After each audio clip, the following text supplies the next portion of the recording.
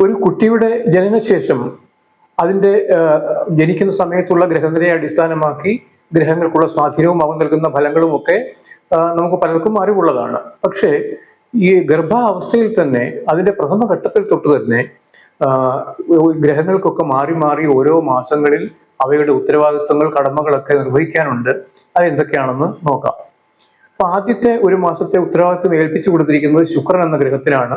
ശുക്രനാണ് വിവാഹമായിട്ടും അല്ലെങ്കിൽ സ്ത്രീ പുരുഷ ബന്ധവുമായിട്ടും ഒക്കെ നമ്മൾ ജാതകത്തിൽ പ്രതിനിധാനം ചെയ്യുന്ന ഗ്രഹം ശുക്രനാണ്. അപ്പൊ ഒന്നാമത്തെ മാസത്തെ നടക്കുന്ന ഒരു പ്രോസസ്സായിട്ട് പറഞ്ഞിരിക്കുന്നത് ശുക്ല ശോണിത സംയോഗം എന്നാണ്.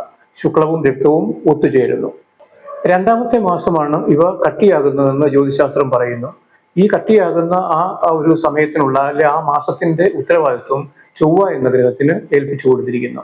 അപ്പൊ അത് ഏതാണ്ട് നമ്മളൊരു പ്രശ്നക്കാരനെ ഒരു സ്ഥലത്തെ പ്രധാനിയാക്കുന്ന പോലെയുള്ള ഒരു ഏർപ്പാടാണത്. കാരണം ചൊവ്വയാണ് നമ്മുടെ ശരീരത്തിനുള്ളിലുള്ളതെല്ലാം പുറത്തേക്ക് കൊണ്ടുവരുന്നത്. അത് അങ്ങനെയുള്ള ഗ്രഹത്തിനെ തന്നെ ഇത് കട്ടുപിടിപ്പിക്കാനുള്ള ഒരു ജോലി ഏൽപ്പിച്ചു കൊടുത്തിരിക്കുന്നു. മൂന്നാമത്തെ മാസമാണ് ഏറ്റവും നിർണായകമായിട്ടുള്ള ഘട്ടം. അത് അവയവങ്ങൾ മുളയ്ക്കുന്നു. ഗർഭസ്ഥ ശിശുവിന് അവയവങ്ങൾ മുളയ്ക്കുന്നു. ഈ മാസത്തിന്റെ പ്രാധാന്യം കൊടുത്തിരിക്കുന്നത് വ്യാഴത്തിനാണ്. നാലാമത്തെ മാസമാണ് അസ്ഥി രൂപപ്പെടുന്നത്. ഇതിന്റെ ഉത്തരവാദിത്വം ആ മാസത്തിന്റെ ചുമതല സൂര്യന് നൽകിയിരിക്കുന്നു. സൂര്യനാണ് നമ്മുടെ ശരീരത്തിലെ അസ്ഥിയുടെ കാരകനായിട്ട് പറഞ്ഞിട്ടുള്ളത്. അഞ്ചാം മാസമാണ് ത്വക്ക് രൂപപ്പെടുന്നത്.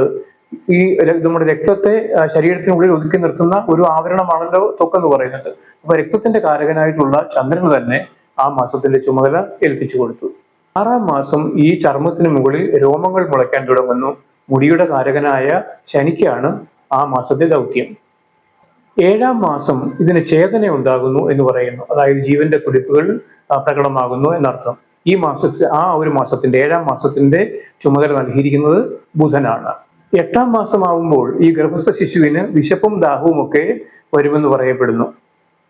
ഒൻപതാം മാസത്തിൽ ഉദ്വേഗമാണ്, ആകാംക്ഷ. അതായത് അതുവരെ ഗർഭാശയം മാത്രം പരിചയം ഉണ്ടായിരുന്ന ആ ശിശുവിന് പുറം ലോകത്തേക്ക് ഭൂമിയിലേക്ക് വരാനുള്ള ഒരു ഉദ്വേഗം. 10ാം മാസം ഒരു ചെടിയിൽ എങ്ങനെ നമ്മൾ ഒരു പൂവുണ്ടായി, അത് കായുണ്ടായി, ആ കായ മൂപ്പായി, അതിനുശേഷം പഴുത്തു, ആ പഴം ആയതിനു ശേഷം അത് ഞെട്ടത്തി വീഴുന്നത് പോലെ ഈ 10ാമത്തെ മാസം ഈ ഗർഭാവസ്ഥ അതിന്റെ പരിപൂർണതയിലെത്തുകയും പ്രസവം നടക്കുകയും ചെയ്യുന്നു.